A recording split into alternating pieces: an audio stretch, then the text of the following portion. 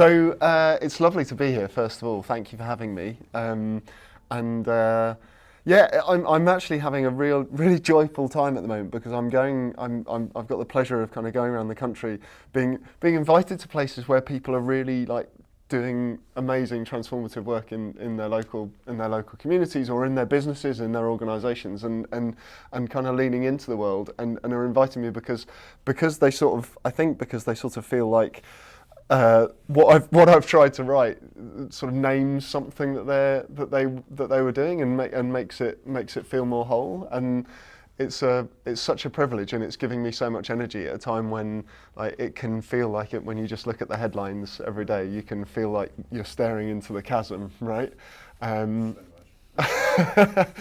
so really just to start there by saying like it's thank you for having me. Like genuinely, it's a privilege for me, and I hope maybe I hope what I can do is give you a bit of a sense of what I'm seeing all around the world, which is really why I wrote the book.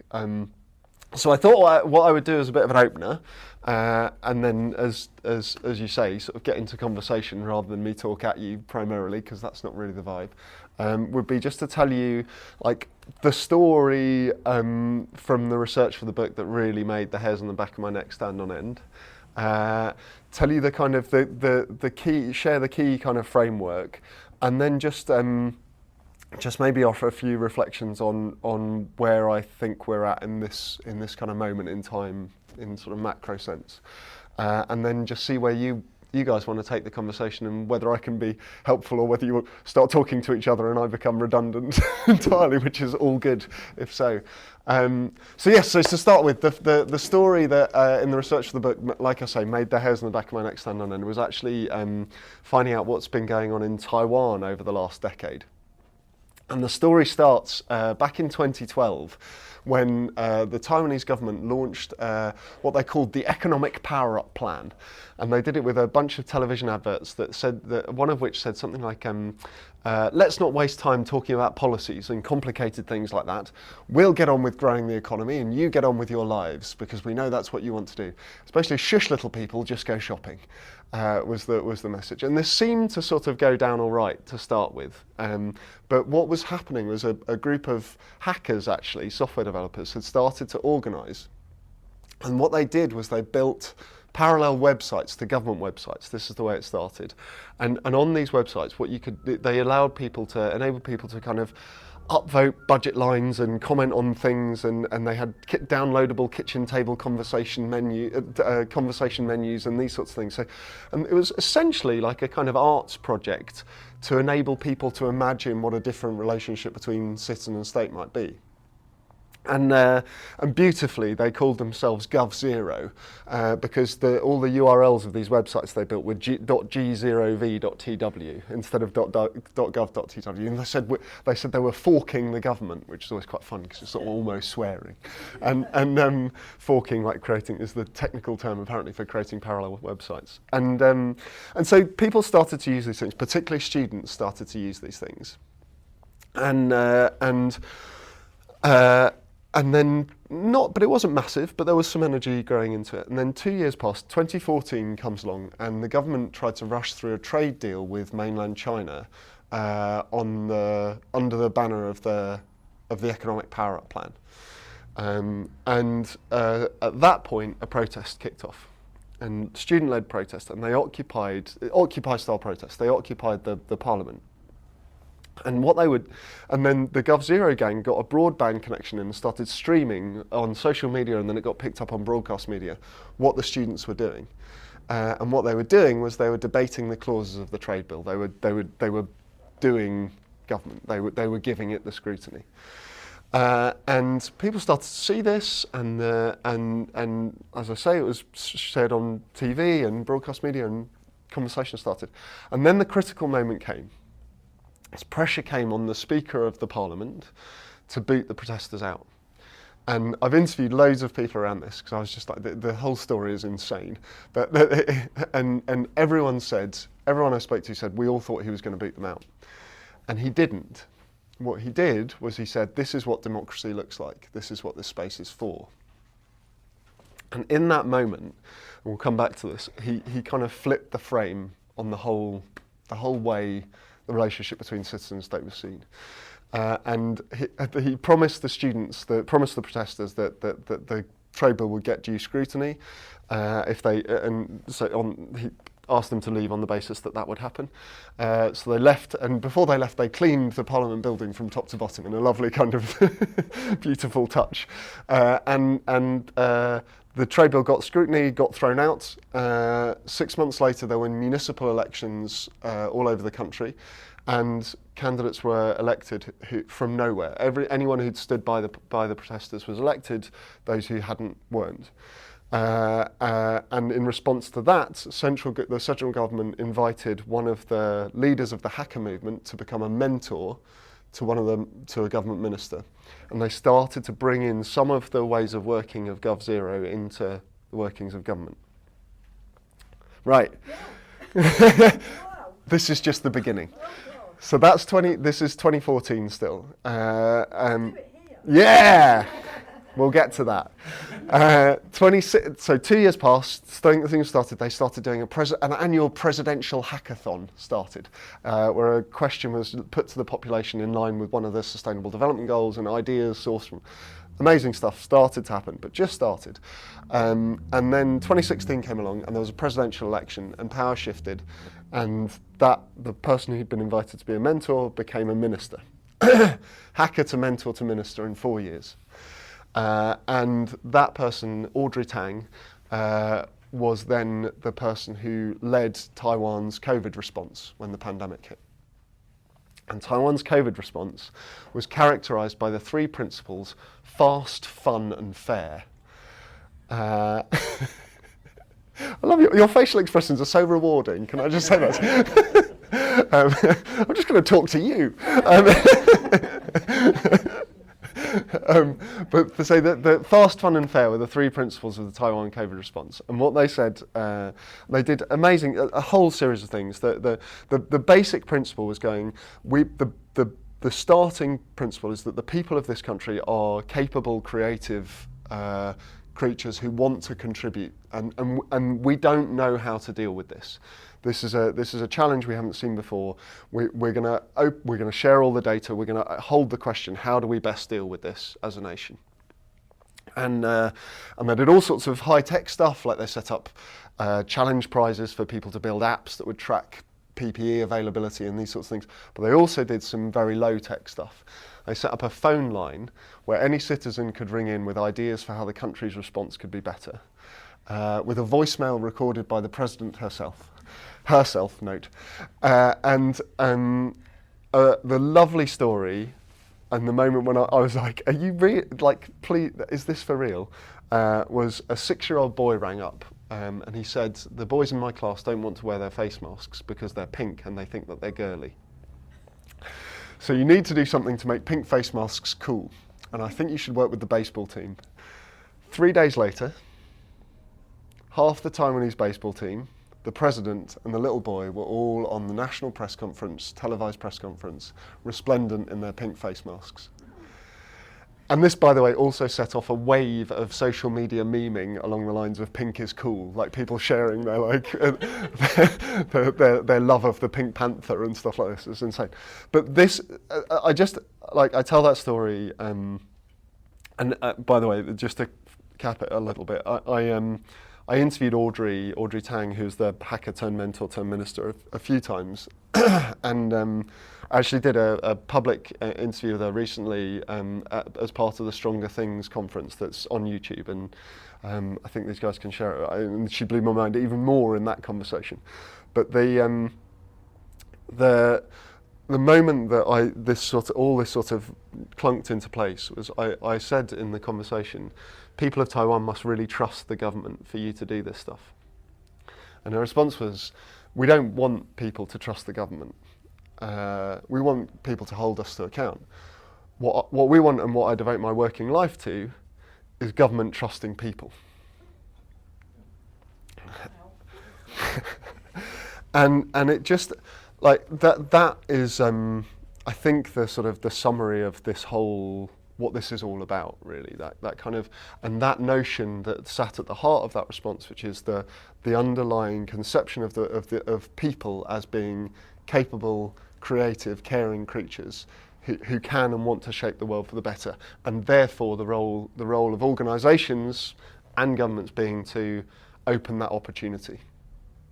And so in that light, that's the sort of story I wanted to tell, and there are many, many more, but that one story, and then to draw out of that the framework of ideas that I'm putting forward in the book, because what I'm, in the moment in time I believe we're living in now, I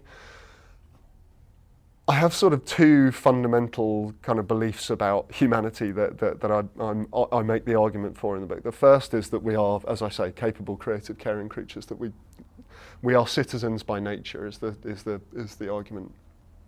The second is that we are fundamentally also storytelling and story-dwelling creatures, and that we need stories to understand and know who to collaborate with, what to care about, what to create.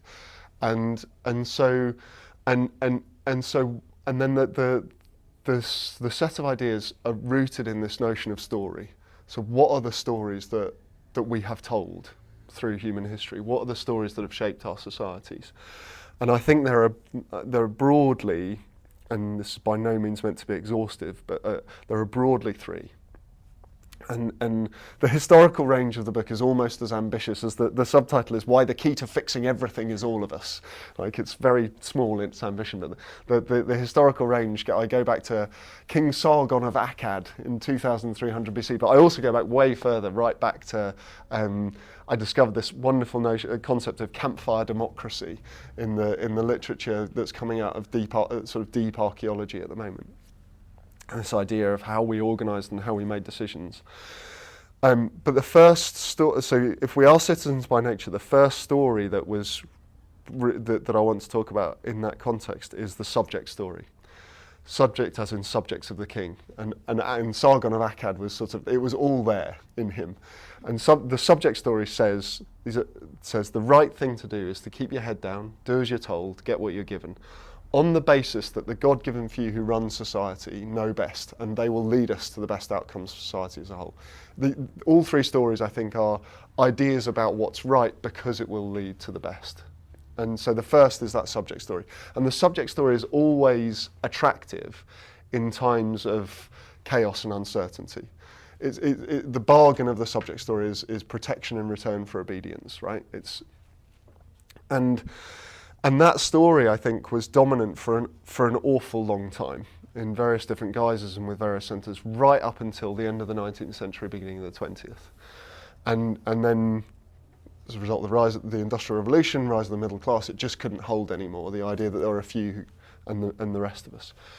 And out of I argue in the book that actually the collapse of that story was a kind of underlying cause of the not just one World War but two. And out of the two World Wars we constructed the next story, which is what I call the consumer story. And so if the subject story says keep your head down, do as you're told, the consumer story says look out for number one, get the best deal for yourself, choose the best option for you from those that are offered, on the basis that if everyone pursues individual self-interest, that will add up to collective interest. So individual self-interest will add up to, and that is how the best society will result. And that story, what's lovely about, one of the things that's powerful, I think, about telling it in light of the subject story is you can see why it was so attractive and why it's had so much power when it first sort of took hold. One of the conversations, most memorable conversations in this work was with my mum, with whom, we talked a lot about this, and she told me the story once of her family's first washing machine, which was called a Hotpoint Liberator, and deserved its name, right?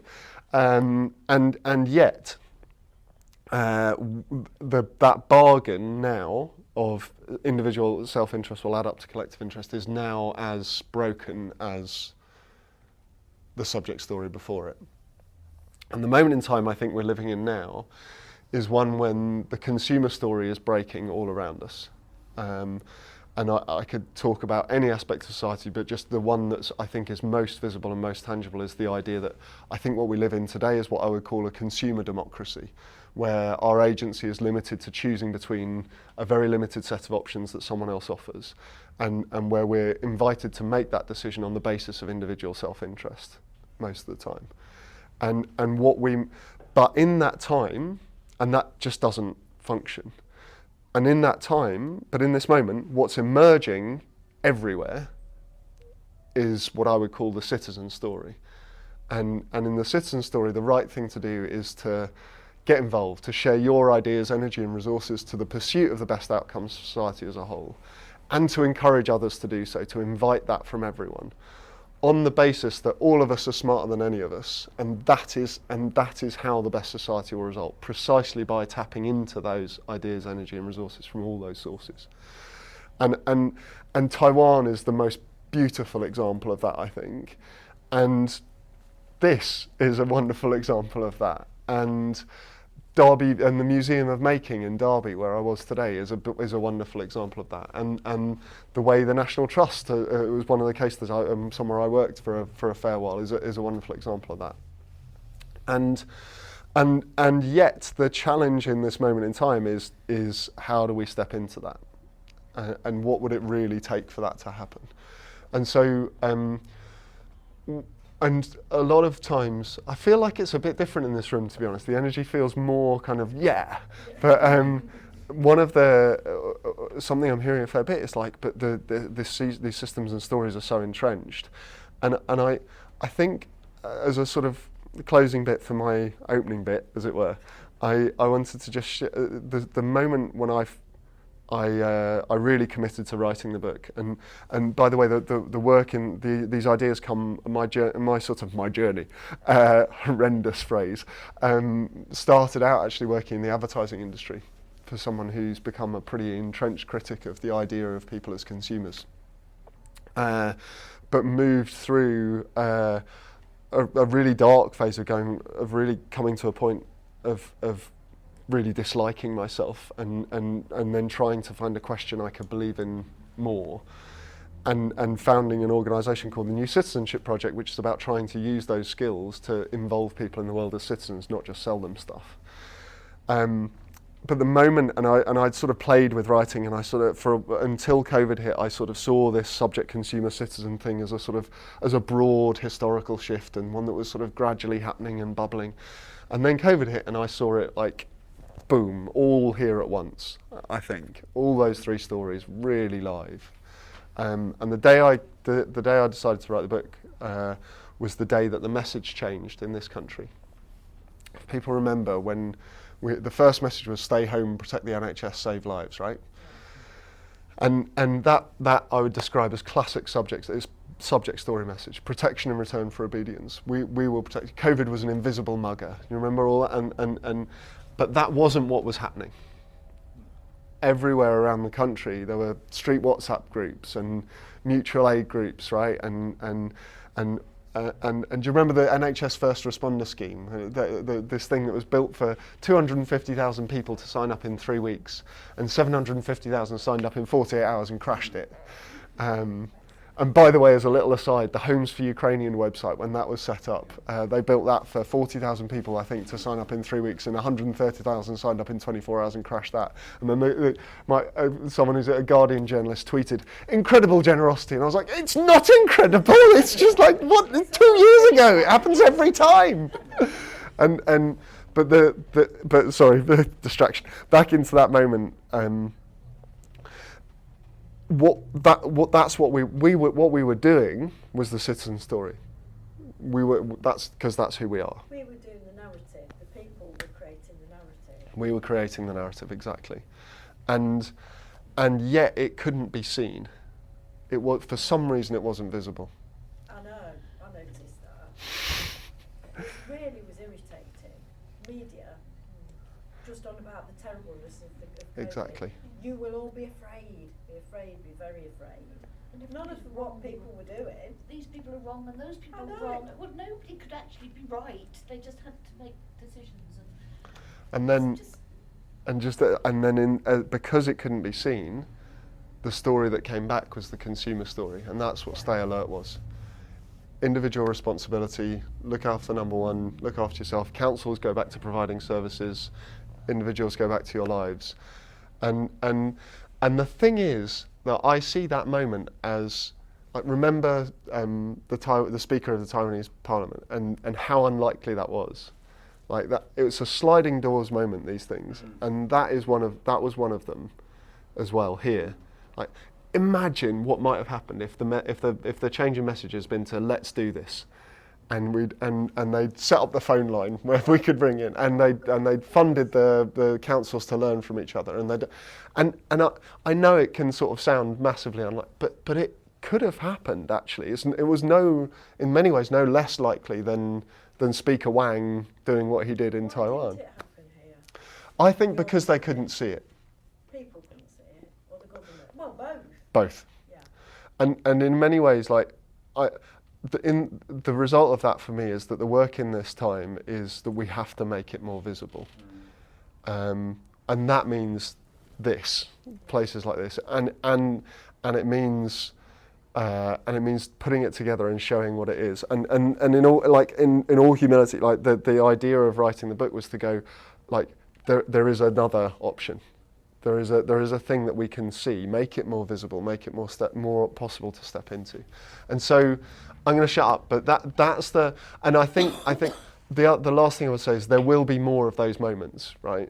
There just will, because we're entering such a period of uncertainty and change, and there will be more of those moments, a lot more. And so if we can make this more visible, and that is what in many ways I think this is, then it's so much more likely that the next sliding doors moment will be stepped into. So enough of my jabbering at you, and take it where you like, or however we want to do this, and I'll look to Dina and Ian and others, and yeah.